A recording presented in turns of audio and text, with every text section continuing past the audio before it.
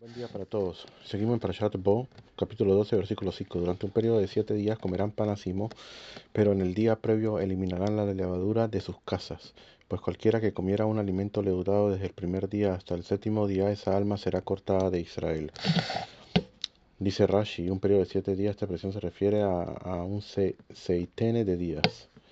Durante un periodo de 7 días, dice Rashi, sin embargo, en otro lugar dice la Torá, durante un periodo de 6 días comerán pan ácimo.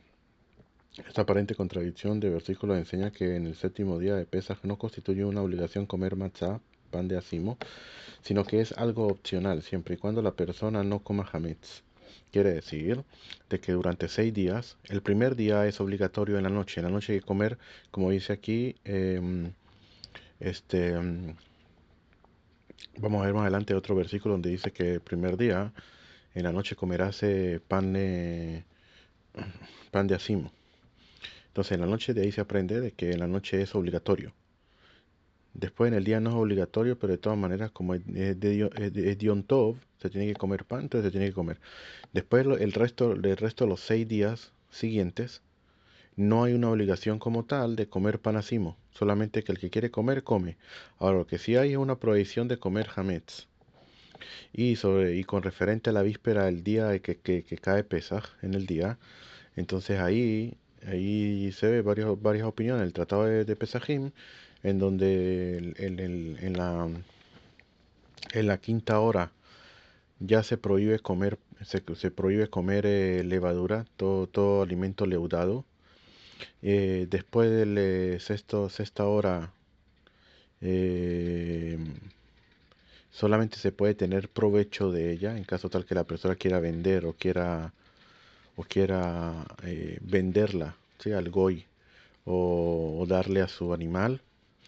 Y en la séptima hora se tiene que quemar, se tiene que anular por completo, ¿sí? Que es por lo normal se quema. Hay tres formas de hacerlo: o tirarlo a la- al mar, o quemarlo, ¿sí? O florerarlo en el viento.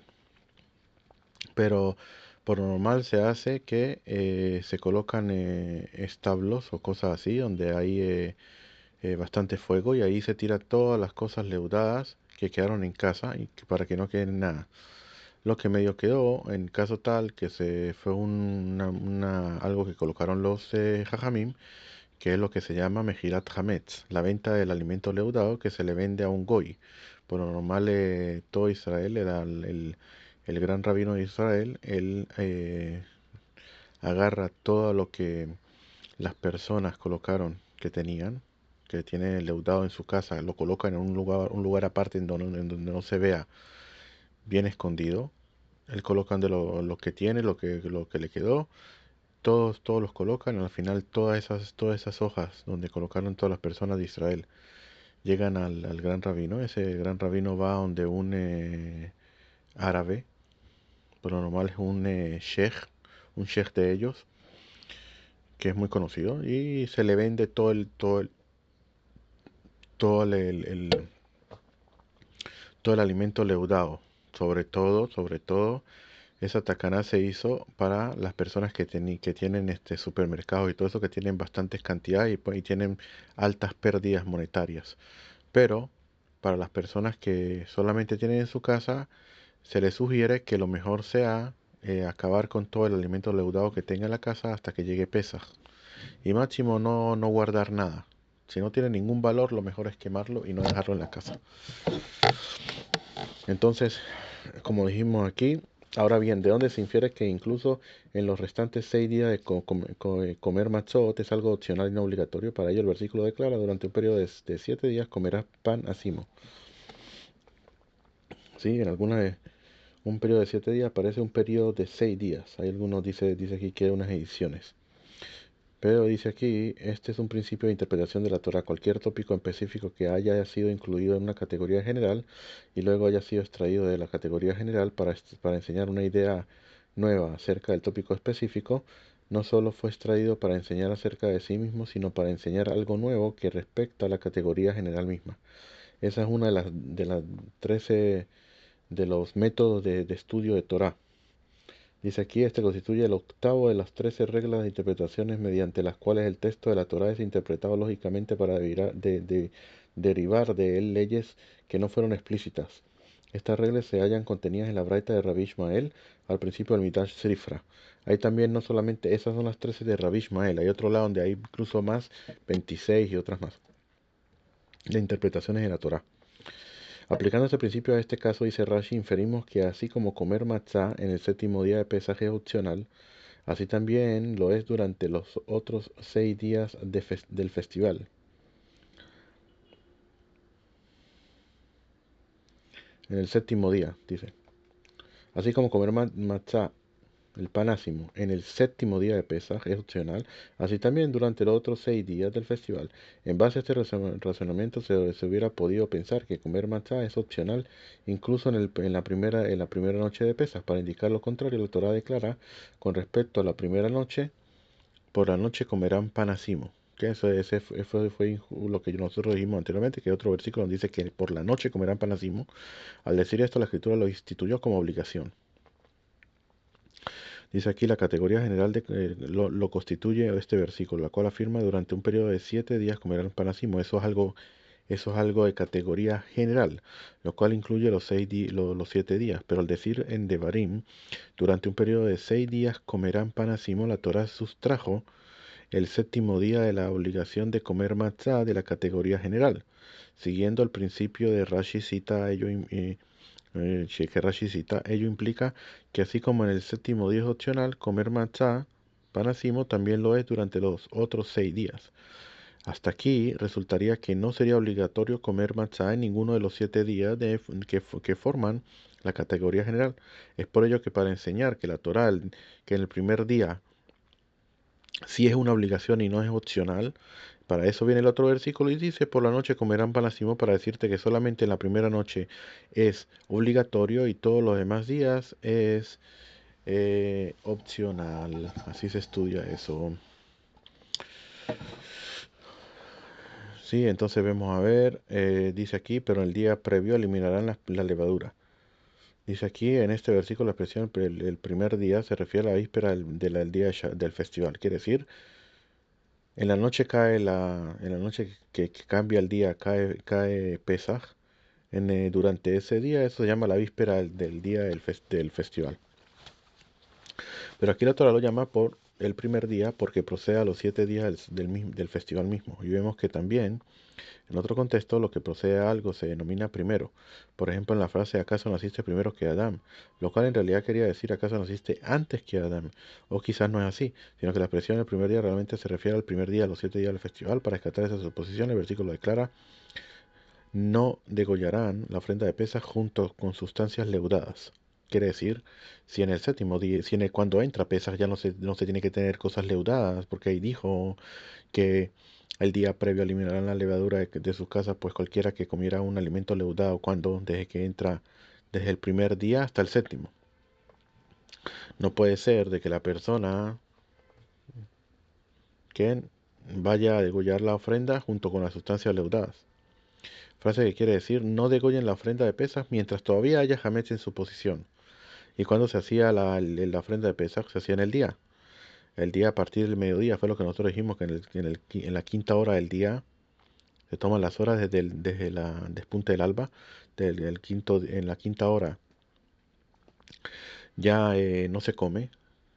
Durante la sexta hora puede tener provecho y séptima hora se tiene que ya quemar y tiene que ver con la ofrenda de pesas. ¿Ok? Dice aquí Pesajim Hamesh Aleph, 5 Aleph, explícitamente prohíbe degollar el animal para la ofrenda de pesa mientras todavía se posea Hametz, puesto que el animal era degollado en la tarde del 14 de Nisan, según como se indica en el versículo 12:6. Ello forzosamente implica que para entonces ya no debe haber Hametz en la posición de uno. Por lo tanto, el primer día que he mencionado necesariamente no se refiere al primer día del festival, sino al día previo, que es el 14. Y ahí habla sobre si la persona en verdad tiene Hametz. Si hizo el degolla al animal, tenía Hametz. De un principio no se le puede hacer el degolla al animal, tiene que sacar el Hametz. Y la pregunta es si después, si tenía Hametz, y degolló al animal, si el animal queda kasher o no queda kasher, y ahí habla la Gemara sobre eso. De todas maneras, seguimos porque si no, entonces tenemos mucho por delante. El primer día será convocación de santidad. Y el séptimo día será convocación de santidad para usted. Ninguna labor deberá ser realizada en ellos, salvo lo que será comido por cualquier alma. Solo eso será hecho para ustedes. O sea, aquí no viene a decir de que el primer día de pesas y el último día de pesas, el séptimo, tienen santidad. Quiere decir que tienen más santidad que los demás días. ¿Sí? Tiene más santidad que los demás días. Y en ese caso, tiene prohibido este, realizar cualquier tipo de labor como en Shabbat. ¿Cuáles labores? Las mismas labores que están prohibidas en Shabbat son las mismas labores que están prohibidas en día festivo. Ahora, los días que están entre el primero y el séptimo, esos días se llaman Hol Amoed. Tienen santidad, no son como los días mundanos, pero tampoco son como los días festivos. Tienen un nivel cuarto de santidad. Por lo normal, los días mundanos tienen hasta un nivel tercero de santidad. El Hol Hamoed tiene cuarto de santidad. Los días festivos 5 de santidad. El Yom Kippur tiene 6 de santidad. Y el Yom Shabbat tiene séptimo de santidad, que es la santidad más, más fuerte. Por lo tanto, entre más elevado sea, son mayores los onashim, ¿sí? Los castigos que se recibe por lo que se haga. Por ejemplo, aquí vemos, por lo menos si una persona que hace una labor en Yom Tov, que tiene un quinto de santidad, es solamente un laf, o sea que transgredió una provisión en la Torah.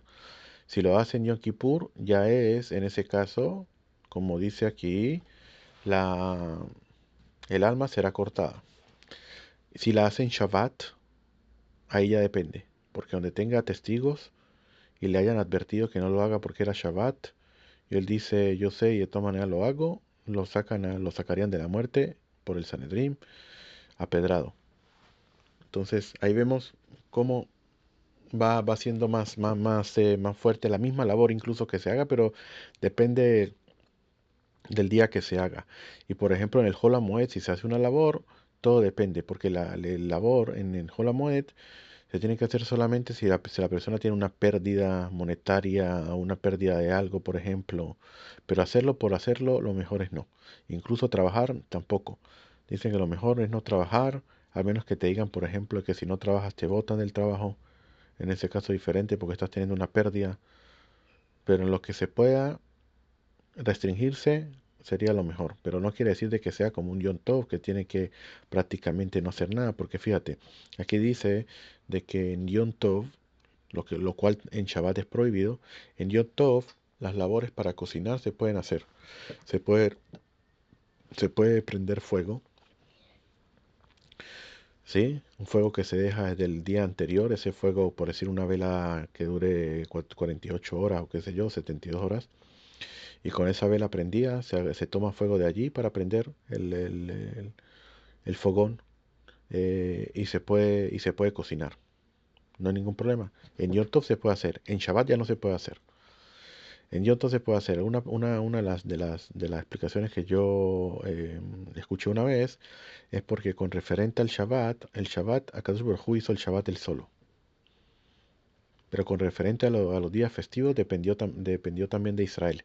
Si Israel salían, como Israel accedieron a salir de Mitzrayim, de Egipto, que es una vejira de ellos, también una, un libre albedrío de ellos también, de salir o no salir. Entonces, como ellos fueron partícipes de ello, entonces, por lo tanto, entonces el Yom Tov tiene cosas que incluso la persona puede hacer. ¿Me entiendes? Entonces, esa es esta. Dice Rashi, esa alma, dice, mientras esté en posesión de su voluntad y conciencia, lo cual excluye a alguien que haya sido forzado a hacerlo. Sí, de Israel, esa frase ya se entendería que dicha alma sería cortada de Israel en el sentido de expulsión física. pero que podría irse a otra nación. Para indicar que no es así, la Torá declara en otro lugar, será cortada de mi presencia, lo cual implica necesariamente que será cortada de cualquier lugar que sea mi dominio. Sobre eso se dijo muchísimas cosas, es decir, que será cortada de la existencia, ya que esta se halla bajo el dominio absoluto de Dios. Tanto. Hay varios tipos de lo que se llama caret, de cortar el alma.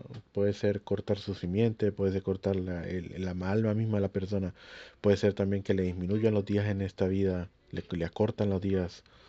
Hay varios tipos de eso, de, de caret. Convocación de santidad dice aquí, es un sustantivo, el significativo es de expresión. Llama al primer día del festival consagrado con respecto a comer, beber y vestirse de un modo acorde a su carácter. Quiere decir, no se tiene que vestir, comer y beber como lo hace en los días mundanos. Ninguna labor deberá ser realizada en ellos, incluso por medio de otras personas. Quiere decir, en este caso, por medio de un goy. Que tú le digas a un goy que haga esto, haga lo otro. En verdad eso está permitido. Lo que pasa es que vinieron los sabios y lo restringieron, que no lo hicieran, porque si no entonces la persona agarraría al goy y prácticamente le diría que hiciera todas las cosas. Que tome el carro, me lleva para acá, él no lo maneja, no hay ningún problema, que le haga esto, que le haga lo otro. Entonces, para no llegar a ese punto, todo fue prohibido. Sí, vamos a ver Rashi que otro dice por aquí, solo eso, quiere decir solo eso, la labor necesaria para comer podrá ser hecho pero no sus preparativos, que haya sido posible hacerlo desde la víspera del festival. Por ejemplo, en este caso, que la persona, por ejemplo, no tenga un cuchillo. En la época de antes que era más difícil, no tenía un cuchillo, entonces se ponga a hacer un cuchillo en el día festivo. Y para hacer el cuchillo necesita prender fuego y arreglarlo y darle golpes al metal y que agarre forma, muchísimas cosas, ¿sí? Entonces, no, eso no. Eso algo que en la víspera del festival hubieras podido hacer. Por lo tanto, tiene prohibido. Eso es lo que quiere decir. ¿Quién? Entonces dice, por cualquier alma, dice Rashi, incluso para los animales domésticos. Ahora bien, se podría haber pensado que la expresión cualquier alma también incluye a los gentiles. Para indicar que no es así, este mismo versículo enfatiza para ustedes, lo cual implica para ustedes, pero no para los gentiles. ¿Qué quiere decir aquí? Que dice, aunque la halajá de ley judía sigue la opinión de Rabbi Yosef Lili de que está prohibido en un festival preparar alimentos para los animales domésticos, Rashi explica el versículo siguiendo la opinión de Rabbi Akiva, que dice aquí que está prohibido hacer incluso para un goy. ¿Qué es lo que dice aquí? Dice en el versículo, ninguna labor deberá ser realizada en ellos, salvo lo que será comido por cualquier alma. Solo eso será hecho para ustedes. Dice, en el caso que dice que será hecho para que lo que será comido por cualquier alma, podría haber dicho, o cualquier alma, incluso un goy. ¿Qué? En este caso no. Dice aquí cualquier alma, incluso para los animales domésticos. ¿Qué? Ya que del hombre depende la manutención de ellos. Entonces, en este caso, le permiten. Pero si es para otra persona, no. Si es para un goy, no se puede agregar o hacer comida especial solamente para él. No se puede hacer. Por eso está escrito, solo eso será hecho para ustedes y no para un goy. Seguimos, guardarán el pan de Asimo porque en este mismo día habré sacado a sus legiones de la tierra de Mitzrayim, guardarán este día para sus generaciones como estatuto perpetuo.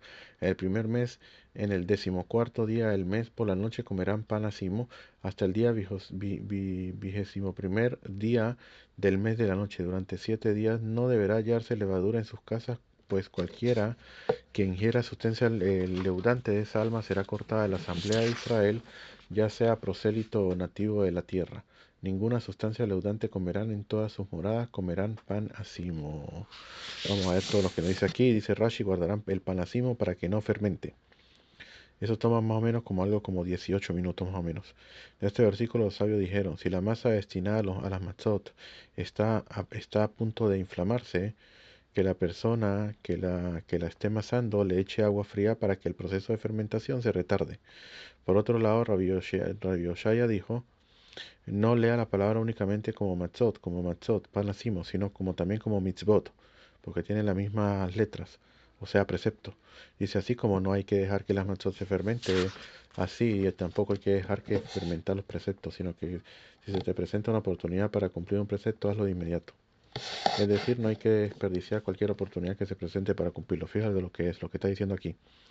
La persona tiene que tener mucho cuidado de que le dan a la persona, le dan a la persona eh, eh, tiempo, oportunidades en la vida para que la persona la aproveche.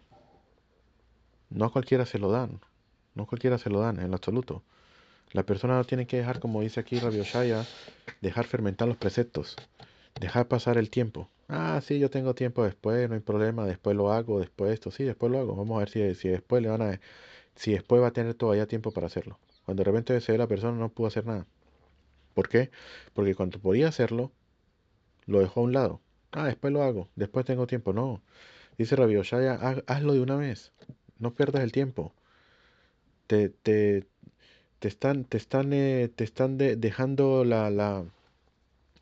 te están dejando ¿cómo es? La oportunidad de hacerlo ahorita. Hazlo ya. Es como la persona que va de repente de viaje a otra ciudad y de repente ve algo muy bueno que él quería comprar allí. Sí, entonces la persona debe comprarlo una vez y aparte que está en su ciudad no lo puede conseguir y está también ¿cómo es que se llama? En Mifsa, barato. Y la persona que hace, no, no, yo vengo dentro de 2 meses. Cuando venga dentro de 2 meses yo la voy a comprar. En vez de comprarla una vez. Entonces resulta que cuando regresa dentro de 2 meses ya no hay nada. Se acabó. No hay. Ese es el problema. Cuando la persona deja pasar los momentos que le dan, las oportunidades que dan en la vida y no las aprovecha, después lo que queda de eso es que la persona simplemente va a quedar, se va a estar, culpando él mismo, diciendo por qué no lo hice cuando podía hacerlo, por qué esto, por qué lo otro, por qué no sé qué. No dejar fermentar los preceptos, no dejar pasar el tiempo, no dejar pasar las oportunidades que te da la vida para hacer cosas que no tenías que hacer. Ay, ay, ay. Guardarán este día de sí, lo preservarán de la labor, para sus generaciones como estatuto perpetuo, puesto que los términos generación y estatuto perpetuo que no habían sido enunciados con respecto a la prohibición de realizar labores, sino en referencia a la celebración misma del festival, la Torá lo repite de nuevo en este contexto con el propósito de evitar que digas la prohibición no será realizada, de la prohibición de no ser realizada ninguna labor, no fue enunciada con respecto a las generaciones futuras, sino únicamente con respecto a las generaciones que salieron del de Mitzrayim. Entonces, por eso dice como estatuto perpetuo. Quiere decir de que cuando dice Jucat Olam, estatuto perpetuo, quiere decir para todas las generaciones que vienen después. Eso es lo que quiere decir Rashi, de que eso es lo que viene a enseñarnos. Porque si no decía para sus generaciones, de lo de las generaciones de ellos mismos, que ellos estaban allí, y no para las generaciones futuras. Hasta el 21º día. ¿Por qué razón fue enunciada esta frase? ¿Acaso no había sido dicho ya de que no debería ser allá ninguna levadura durante un periodo de 7 días? En realidad este concepto se es repetido aquí porque en aquel versículo solo había sido enunciado días. Ahora bien, ¿de dónde se deriva de ello? De dónde se deriva de ello también incluye, que también incluye las noches. Para indicar eso, este versículo indica hasta el 21º día del mes. Frase que necesariamente incluye los días junto con las noches. Dice que aquí, que la palabra en la mejita dice que las palabras yamim, días. En la palabra día se aprende que son días completos. No solamente día, en el día, sino también la noche, días completos, de 24 horas. No deberá hallarse levadura en su casa, dice Rachi, de dónde se deriva que esta prohibición también se aplica a la levadura que se halla dentro de las fronteras. Para indicar eso, el versículo declara en todas tus fronteras, siendo así, porque este versículo dice en sus casas, con el propósito de hacer la siguiente analogía. Así como en tu casa se halla, así como tu casa se halla bajo tu dominio y allí se aplica la prohibición, así también la prohibición solo se aplica a tus fronteras, siempre y cuando estén bajo tu dominio. Ello incluye el hametz de un gentil que haya sido depositado con un israelita para que lo guarde, y sobre el cual éste no haya aceptado ninguna responsabilidad en caso de pérdida o de robo. Aparte de eso, aquí viene a incluir también si el judío tiene, por ejemplo, tiendas o otra casa, todo lo que esté bajo su dominio, tiene que saber que tiene la responsabilidad de sacar de allí el alimento leudado. Y con respecto a lo que dijo a lo último, que esto excluye el hametz de un gentil que haya sido depositado con un israelita para que lo guarde. Quiere decir de que el gentil le da el hametz al Israel para que se lo guarde, para que se lo guarde allí, se lo cuide, y sobre el cual éste no haya aceptado ninguna responsabilidad en caso de pérdida o robo. Quiere decir, el israelita le dice, yo te lo guardo, pero eso sí, yo no tomo hacia mí ninguna responsabilidad en caso de que se pierda o se robe. O sea, quiere decir de que eso no es mío. Yo no tengo porque a la hora que yo tome responsabilidad sobre ello es como si fuera mío y en ese caso sería prohibido. Porque es como si fuera suyo y se encuentra un james dentro de su casa, porque a la hora que él tenga la responsabilidad de caso que se lo roben, tiene que pagarlo y devolverlo. Seguimos. Pues cualquiera que ingiera sustancia leudante. Este versículo le enseña que el castigo de Cares se aplica a la persona que ingiera levadura. Pero ¿por qué la Torá necesita decirnos esto? ¿Acaso no había decretado ya el castigo para la gestión de Hametz? Anteriormente lo oímos, de alimentos leudados. En realidad esta prohibición fue anunciada aquí para que no digas, la Torá decreta un castigo por el Hametz, porque este es comestible. Pero no decreta un castigo por la levadura, ya que esta en sí misma no es comestible. Por otro lado, si únicamente hubiera decretado un castigo por la levadura, pero no por el hametz, yo hubiera podido decir que la Torá decretó un castigo por la levadura porque ésta hace que otro alimento fermente, pero no decretó castigo sobre el hametz porque éste no hace que otro alimento fermente. Por esta razón, para incluir tanto la levadura como los alimentos leudados, ambos castigos fueron enunciados explícitamente. Seguimos, ya sea prosélito o nativo de la tierra, puesto que el milagro de la salida de Mitzrayim, conmemorado por este precepto, fue hecho directamente por Israel, era necesario incluir explícitamente a los prosélitos. Prosélito en este caso quiere decir los conversos, los que se agregan al pueblo de Israel. Ninguna sustancia leudante comerá. En este versículo se enuncia la prohibición de comer levadura. Solo enunció el castigo para aquel que ingiera la levadura o cualquier otra sustancia leudante. Aquí se enuncia la prohibición de hacerlo, aunque del hecho de que la Torá haya enunciado el castigo se implica que tal acto está prohibido. En la Torá existe un principio legal que estipula que no se puede aplicar un castigo por inferencia, a menos que la prohibición haya sido enunciada explícitamente. ¿Sí? Si no hay una prohibición y que se diga que está prohibido y que no se puede hacer y esto y lo demás, no se puede dar un castigo como tal. Ninguna sustancia leudante, aquí dice ninguna, es enunciada con el propósito de incluir sus mezclas en la prohibición.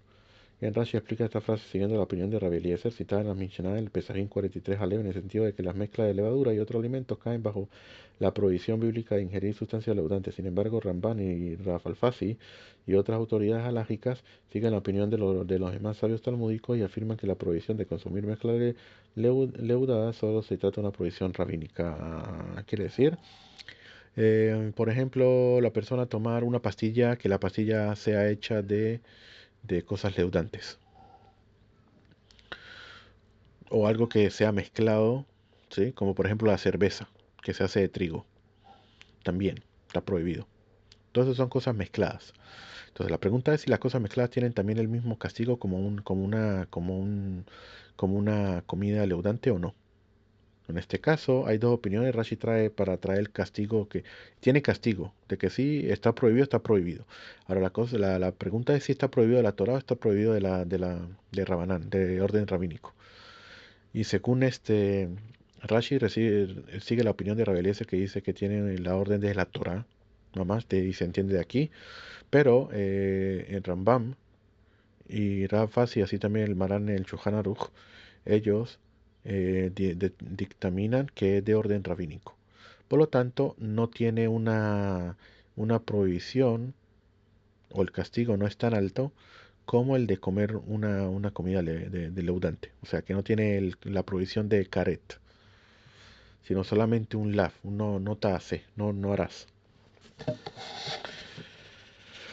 En todas sus moradas comerán pan asimo. Esta frase fue enunciada para enseñar que la matzá con la cual se cumple el precepto deberá ser alágicamente apta para ser ingerida en todas sus moradas. Ello excluye matzot hechas del segundo diezmo y las hogazas de la ofrenda de agradecimiento, ya que éstas no pueden ser ingeridas en todas sus moradas, sino solo en Jerusalén. Quiere decir de que, o sea, que la matzá tiene que ser alágicamente que sea apta para poder ingerir y que no sea, y que sea en todas sus moradas. También hay que estar pendiente, por ejemplo, con todo lo que tiene que ver con las trumot u maasrot. En este caso, Rashi trae las matzot que están hechas con el segundo diezmo, maaser sheni. ¿Por qué?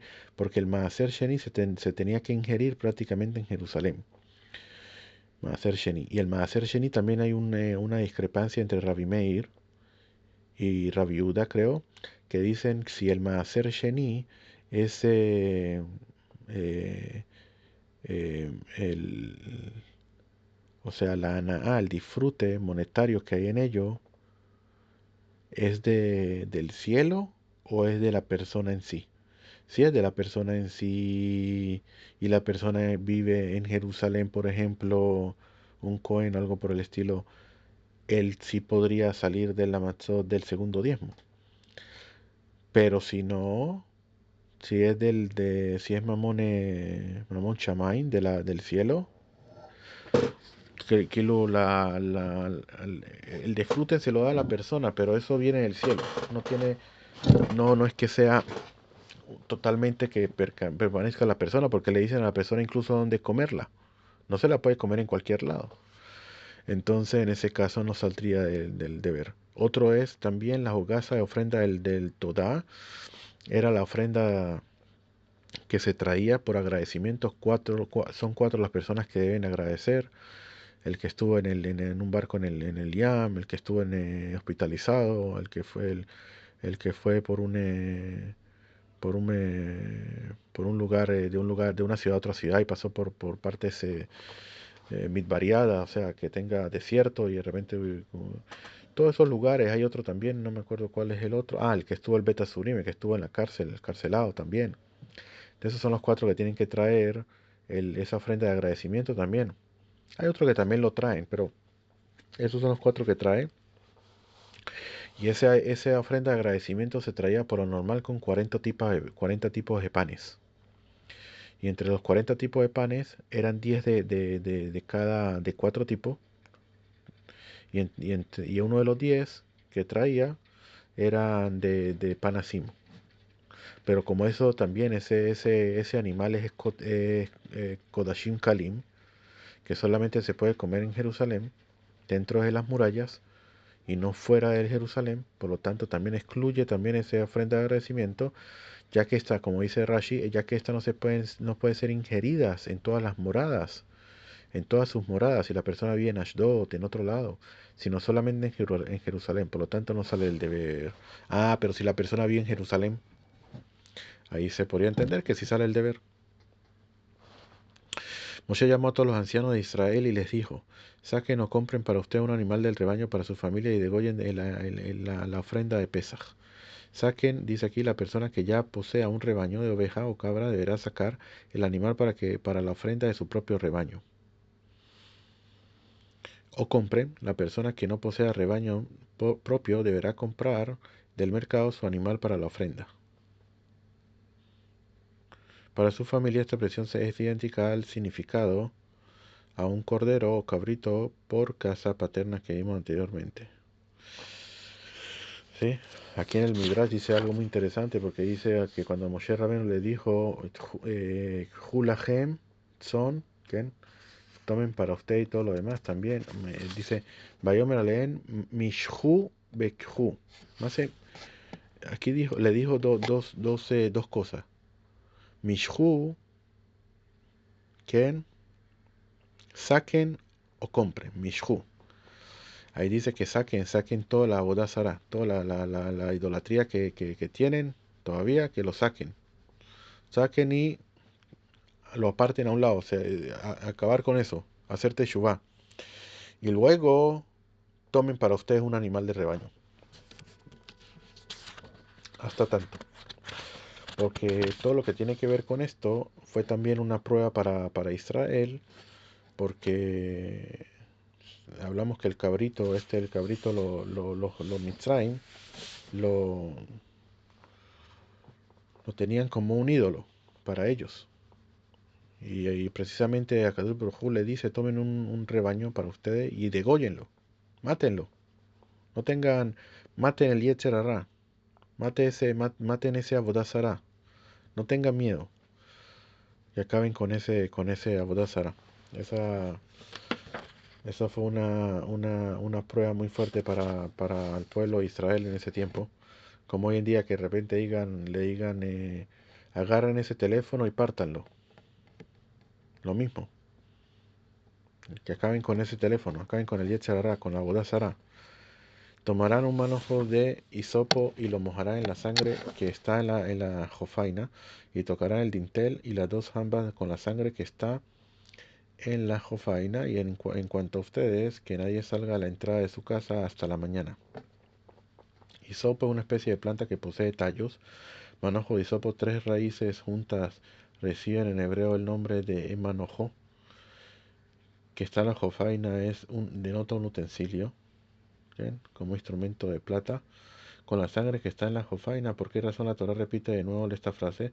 Para que no digas que es suficiente con el manojo del hisopo de la sangre para las tres aplicaciones de sangre, una de cada jamba de la puerta y la tercera del dintel.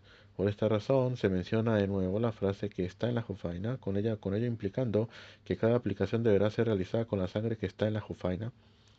Para cada contacto de la sangre en la puerta deberá haber un remojo correspondiente. En cuanto a ustedes, que nadie salga. Este versículo informa que después de que desde el cielo se le ha dado permiso a la fuerza de destrucción para dañar, ya no distingue entre el justo y el malvado, y la noche constituye el dominio propio de las fuerzas dañinas, como se declara en ella, la noche se arrastran todas las bestias del bosque. Aquí fue lo mismo que nosotros dijimos anteriormente, de que por qué tenía que colocar la sangre y todo lo demás. Kadosh Baruj Hu sabe todo lo que hay en la casa, sabe todo lo que hay. ¿Para qué se necesita esa señal? La señal no necesita para Hashem, sino para Israel mismo, de que los cuiden a ellos a través de la mitzvah que ellos hicieron. La mitzvah le da protección a la persona. Y al tener esa mitzvah, Kadosh Baruj Hu hace que el ángel de la muerte, que él también bajó, a la hora de matar a los primogénitos de los Mitzrim, no mate a Israel también. Como dice aquí, que a la hora que después de que se le da permiso a la fuerza de destrucción para dañar, ya no distingue entre el justo y el malvado. Hay unos que quieren decir, entre el justo y el malvado se está hablando de la misma persona. Lo que pasa es que la persona misma es también justa y también malvada. Es una persona que también hace preceptos y también hace transgresiones. Entonces no lo distingue, no se sabe qué es. Otro que querían decir que es así. El Eterno pasará para abatir a Mitzrayim y verá la sangre sobre el dintel y sobre las dos jambas. El Eterno pasará sobre la entrada y no dejará al destructor entrar a sus hogares para atacar a ustedes. Guardarán este asunto como estatua perpetuo para ustedes y para sus hijos. Y cuando entren a la tierra que el Eterno les dará, tal como él habló, guardarán este servicio. El Eterno pasará, dice aquí, implica que se apeará de ellos, pero también se puede decir que significa pasará por. Y no dejará al destructor, quiere decir, no le dará a la gente destructor poder para entrar en las casas de los israelitas. Entonces, este significado de la frase es similar a lo que tiene el versículo: y Dios no le dio el poder para hacerme mal. Y en cuanto entre a la tierra de Israel, este versículo hace que la realización de este precepto dependa la entrada de la tierra, a la tierra de Israel, en la tierra de Israel. Y en el desierto los israelitas solo estuvieron obligados a ofrecer una sola ofrenda de Pesaj, la cual realizaron en el segundo año después de la salida de Mitzrayim por mandato expreso de Dios. El Eterno habló a Moshe en el desierto del Sinaí en el segundo año en su salida de la tierra de Mitzrayim, el primer mes, para decir: los hijos de Israel harán la ofrenda de Pesaj en su tiempo previsto. Siguiendo el Midrash Mejilta, Rashi señala aquí que este servicio de la ofrenda de Pesaj en el segundo año fue por mandato expreso de Dios, pero que en realidad todo el tiempo que permanecieron en el desierto no estaban obligados a ofrecerla, por cuanto el precepto dependía de su entrada a la tierra de Israel. Sin embargo, en ese mismo versículo Rashi cita el Midrash Sifri, el cual afirma que ese pasaje fue denunciado como una crítica velada a Israel, que justamente porque solo en el segundo año ofrecieron la ofrenda de Pesaj. Es posible, sin embargo, que no haya contradicción entre ambas interpretaciones si se toma en cuenta el hecho de que la morada de los israelitas en el desierto durante 40 años en realidad fue un retraso provocado por el pecado de los espías. Tal es la opinión de los Tosafot en el comentario del Kiddushin 37b. Y aparte de eso, de que se sabe que después de que ellos salieron de Mitzrayim no pudieron hacerse el Brit Milá. No se pudieron hacer el Brit Milá porque no había el viento norte. El viento que viene del norte es el viento que hace que la persona también tenga refuá y se pueda recuperar también. Entonces, por lo tanto, como no lo había, ellos prácticamente no se hicieron el Brit Milá. Y el Corbán de Pesas tiene que ver con el Brit Milá. El Brit Milá tiene, la persona que solamente que tiene el Brit Milá puede comer el Corbán de Pesas. Como no lo hicieron, entonces no estuvieron obligados de comer el Corbán de Pesas y por eso no hicieron el Corbán de Pesas. Por eso ellos entraron, cuando ellos iban a entrar ya a la tierra de Israel con Joshua le hace el Brit Milá a todos los hijos de Israel y vuelven a hacer de nuevo allí vuelven a celebrar allí la festividad de Pesaj. Seguimos. Tal como él habló, ¿y dónde fue que habló esta promesa? En el versículo: llevaré a ustedes a la tierra. Y cuando sus hijos les digan ¿qué es este servicio para ustedes? Dirán: es ofrenda de Pesaj para el Eterno, quien pasó por sobre la casa de los hijos de Israel en Mitzrayim, cuando abatió a los Mitzrim, pero salvó nuestros hogares. Entonces el pueblo se inclinó y se prosternó. Y los hijos de Israel fueron e hicieron tal como el Eterno había ordenado a Moshe y a Aarón, así hicieron. Entonces el pueblo se inclinó por las buenas nuevas de la liberación y la entrada a la tierra de Israel, y por la buena nueva de los hijos que tendrían.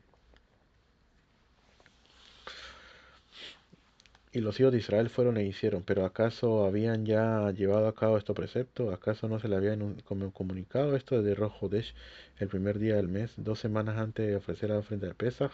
En realidad, puesto que en ese día aceptaron cumplir estos preceptos, la Escritura se los considera como si ya lo hubieran hecho. Que en la frase fueron e hicieron implica que inmediatamente después de irse pusieron en práctica estos preceptos. Ahora bien, puesto que en realidad solamente los pusieron en práctica casi 2 semanas después, la frase no constituye una descripción cronológica, sino que más bien expresa una descripción moral que los elogia por disposición inicial. Y eso también se sabe cuando la persona, por ejemplo, solamente tiene un buen pensamiento de hacer teshuvá, o él mismo dice: yo voy a hacer teshuvá, incluso que todavía no ha aplicado nada, no ha hecho nada, ningún precepto ni nada por el estilo. Con todo y eso se le toma que ya hizo teshuvá. No hay necesidad de mostrarlo, sino al tener una buena intención, como dice aquí, una disposición inicial, con eso ya es suficiente para que lo tomen como si ya hubiera hecho una teshuvá. Hicieron, la Escritura hace mención específica de su ida y de su puesta en práctica, con el propósito de otorgarles recompensa tanto por la ida como por la puesta en práctica. Si la puesta en práctica de estos preceptos hubiera tenido lugar en el mismo día en que fueron ordenados, entonces sería un tanto redundante decir fueron e hicieron para expresar su presteza. Pero como en realidad su puesta en práctica no tuvo lugar en el día que fueron ordenados, ello implica que ambas expresiones deben ser entendidas en referencia a dos actos distintos, cada uno con su propio valor moral. Tal como el Eterno había ordenado a Moshe y a Aarón, este versículo expresa el elogio de Israel, pues informa que no omitieron ninguna cosa de todos los preceptos que Moshe y Aarón les habían transmitido. ¿Y qué significa la frase así hicieron? En apariencia redundante, informar que también Moshe y Aarón lo hicieron así, al igual que los demás. Eso es lo que quiere decir. Con esto llegamos aquí al versículo 29, donde ya va a hablar sobre la última plaga de que Dios le dio a los egipcios. Que tengan un buen día.